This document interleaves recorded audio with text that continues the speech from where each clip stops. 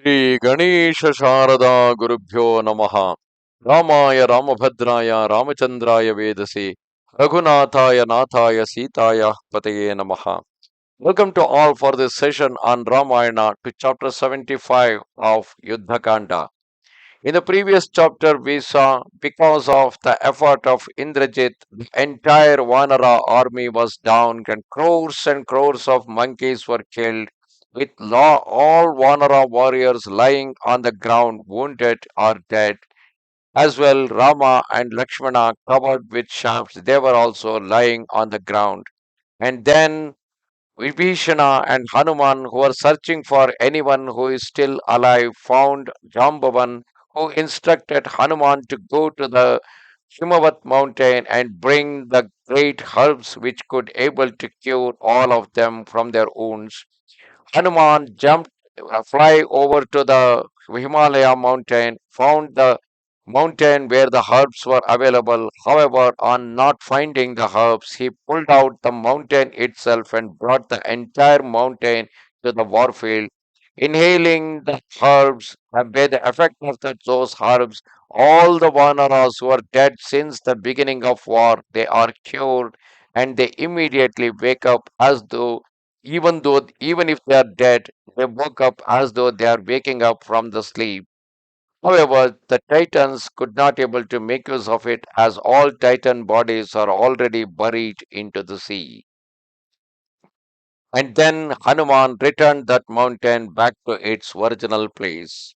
At that moment, Sugriva, the illustrious king of the monkeys, addressed Hanuman in words fraught with wisdom, saying, now that Kumbhakarna has been slain and the youthful princes have perished, Ravana can no longer harm us. Therefore, let those valiant and agile Plavangamas who are able to do so hurl themselves on Lanka with torches in their hands, because Ravana is not left with many warriors. So, because of that reason, what if he hides in his palace in some hidden spots within the Lanka itself? It is very difficult to find him. So they need to do something that will create an uproar among the demons, titans, and also enrage Ravana to come out of Lanka to fight with the Vanaras. Meanwhile, the sun had withdrawn behind the Astachala mountains, and at the dread hour of night, the foremost of the monkeys approached Lanka with flaming torches, and those simian ranks furnished with fiery bands rushed in on all sides, so that the grim-visaged Titan sentinels instantly fled away. Then the monkeys joyfully set fire to gates, pavilions, highways, and byways, and buildings of every kind, and the dwellings were consumed by thousands, and the public monuments as high as mountains toppled down and fell to earth. All was consigned to the flames, sandal of great price, pearls, brilliant jewels, diamonds and coral, woolen clothes, rich silks, carpets of many kinds made of lamb's wool, vases and weapons of gold, countless rare objects, harness and horse clothes, collars and girths of elephants, chariots with their furnishings and decorations, warrior armor, trappings for their mounts, swords, bows and bowstrings, arrows, spears, goads and lances, clothes of wool and horse hair, tiger skins, innumerable perfumes, places enriched with pearls and precious gems, with stores of arms of every kind, all were burned to ashes. And the fire consumed all the buildings with their ornamentation and devoured the dwellings of the Titans who inhabited them. Clad in armor encrusted with gold, decorated with garlands and other ornaments, their eyes wild with inebriation, wine caused those inhabitants of Lanka to reel as they walked, while courtesans clung to their apparel, and they were incensed with fury against their enemies. Armed with maces, picks, and swords, They were gorging themselves with meat and drink or sleeping on sumptuous beds with objects of their desire.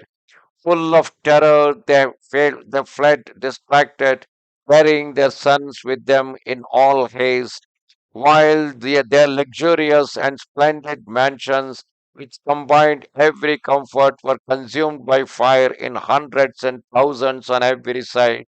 Those golden buildings that seemed to touch the skies, constructed like moons and crescents with their magnificent upper galleries, their trellised windows and terraces decorated with pearl and crystal, re-echoed to the cries of herons, peacocks, and the tinkling of ornaments.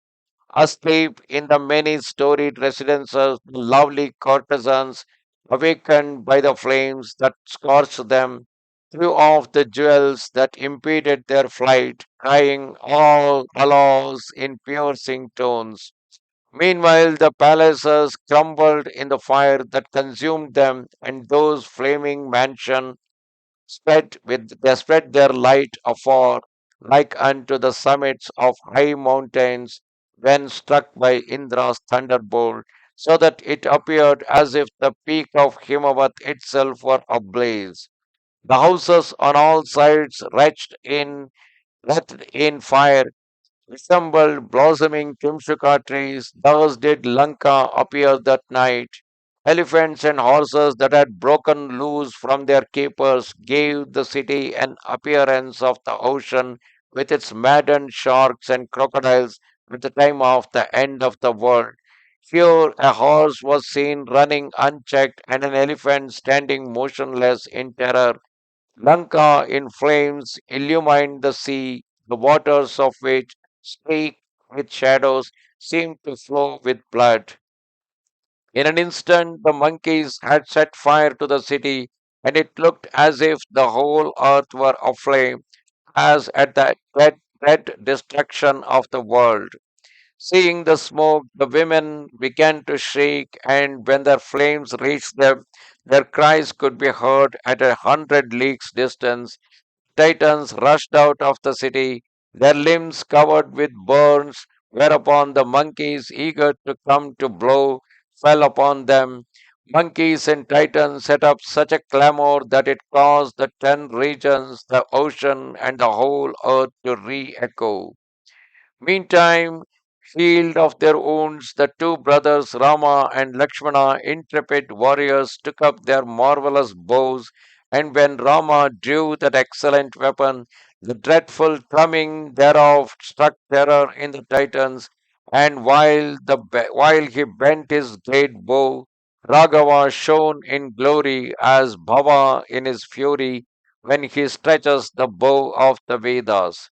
Under the shafts loosed by that warrior, one of the gates of the city, resembling the peak of Mount Kailasa, fell shattered on the earth, and beholding Rama's arrows falling on temples and mansions, those Indras among the Titans made a supreme effort, and while they closed their ranks, they emitted leonine roars, so that it appeared as if the night of final dissolution was at hand. Then the leaders of the monkeys received orders from the magnanimous Sugriva, who said, enter the nearest gate and begin to fight. O Plavagas, if any among you acts contrary to my orders, let him be slain. Thereupon the monkey leaders, bearing torches in their hands, took up their positions at the entrance of the city, and beholding them, Raghava, transported with fury, yawned, and the 10 regions were thrown into confusion, so that it seemed as if Rudra were manifesting his wrath.